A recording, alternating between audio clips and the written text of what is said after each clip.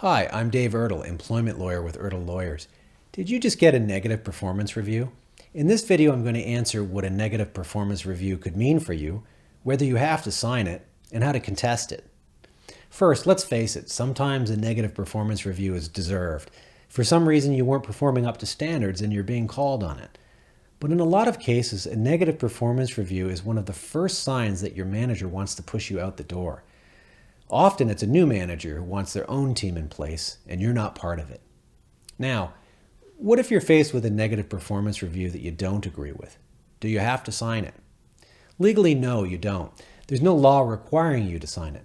But the problem with refusing to sign a performance review is that your refusal can introduce an adversarial tone to the performance review discussion. In addition, your manager will likely tell you that refusing to sign the review form won't change the outcome.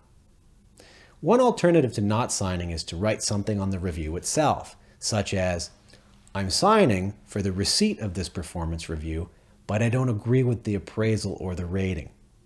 That way you've acknowledged the appraisal, but you've clearly stated that you don't concur with your supervisor's rating of your job performance. Taking it one step further, in some situations I've advised my clients to prepare a rebuttal report. Here, you would write your own objections to the performance review. For this to be meaningful, you should always be as accurate as possible and include some concrete examples. And you should always CC the Human Resource Department and ask, in writing, that a copy of your rebuttal letter be placed in your employee file. Remember the old rule, if it isn't in writing, it doesn't exist.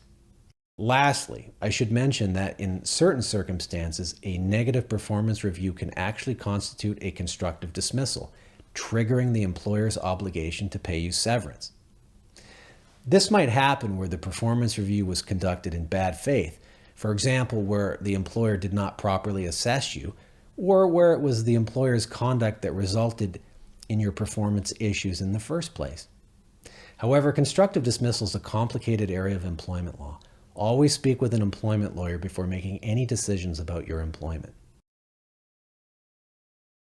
If you've been handed a negative performance review or performance improvement plan and you'd like to understand more about it and whether it's fair or not and how you might be able to contest it, contact Ertl Lawyers. We offer a free, no obligation consultation.